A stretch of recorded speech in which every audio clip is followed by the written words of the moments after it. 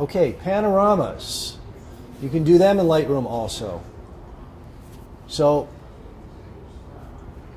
in the old days, not so long ago, you used to have to take it into Photoshop, and you could sometimes see the stitches and sometimes have to manually correct them. That was taken care of a while back, and it's pretty seamless now. And what I did here is this series of 7 images are vertical shots, overlapping by like 30% each. As I'm standing in Jersey City, just going down the island there. So I'm going to select them all. I'm going to right-click, and I'm going to do Photo Merge. And this time I'm going to choose Panorama. You can see the shortcuts here.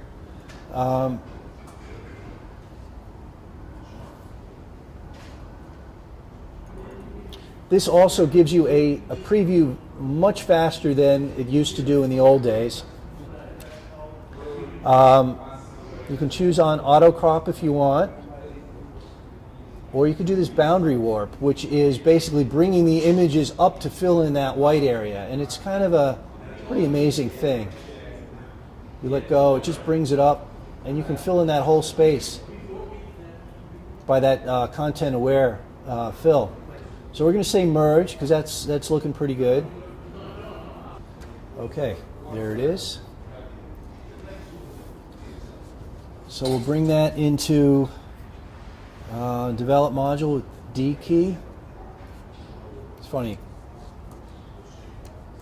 Trying to get the, okay. Sometimes the shift tab takes a while and doesn't translate through all the modules. So first thing I look at is a horizon line. So we go to the crop tool, or tap there, or click on the R. We go to auto. I really didn't do a whole lot, I don't think, unless I missed it. Yeah, just a wee bit. Okay, so we'll take that. And this one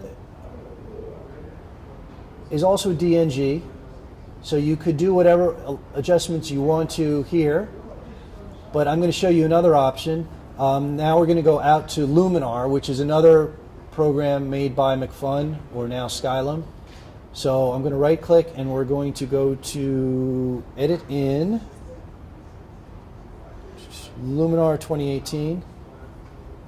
I'm going to edit a copy with Lightroom adjustments. And you see some of the previews available at the bottom. You can just click on one to get an idea of what it'll do. You can pick a different category. Just go with a basic. Go with image enhancer, and maybe we want to pick up. Maybe we just want to add a little structure to some of that.